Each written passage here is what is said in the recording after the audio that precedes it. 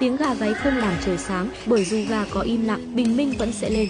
Vậy nên, điều quyết định không phải ở tiếng gáy, mà là ở chỗ con người có tỉnh giấc hay không. Khi bạn mở mắt thức dậy, một ngày mới bắt đầu, còn nếu không, bạn sẽ trôi dạt trong giấc ngủ, lạc mất cả một đời người. Hãy nhớ rằng, mỗi buổi sáng khi tỉnh giấc là một cơ hội sống mới mẻ, là thời khắc bạn có thể chọn để đón nhận cuộc sống với sự tươi vui. Có người từng mua một hộp lê và lo ngại thời tiết nóng có thể khiến chúng hỏng.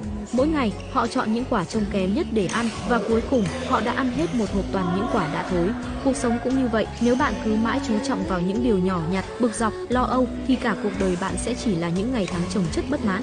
Thay vào đó, hãy mở lòng và đón nhận mọi thứ với nụ cười và thái độ tích cực. Tâm thái chính là chiếc chìa khóa mở cửa mọi điều tốt đẹp trong cuộc sống. Đừng để gương mặt bạn u ám, đừng để nỗi buồn lấn át tâm hồn. May mắn không phải là điều tự nhiên mà đến, mà là kết quả của những cố gắng không ngừng, của sự nuôi dưỡng niềm tin và hy vọng. Hãy tự truyền cho bản thân nguồn năng lượng tích cực, nhắc nhở chính mình rằng sau cơn bĩ cực hẳn sẽ đến hồi Thái Lai. Khi mọi thứ chạm đến đáy sâu nhất, đó là lúc sức mạnh tiềm ẩn bên trong bạn bừng tỉnh, thúc đẩy bạn vươn lên. Hãy tin rằng bạn xứng đáng nhận được những điều tốt đẹp và rằng ngày mai sẽ rực rỡ hơn hôm nay. Đừng vội vã khi phải đối mặt với thất bại hay chán nản, vì đó chỉ là những thử thách tạm thời trên con đường bạn đi. Nếu bạn đủ kiên trì, đủ dũng cảm để bước tiếp và không ngừng cố gắng, ngày mà hoa nở rộ, ánh trăng sáng bừng, cũng chính là ngày may mắn sẽ mỉm cười với bạn.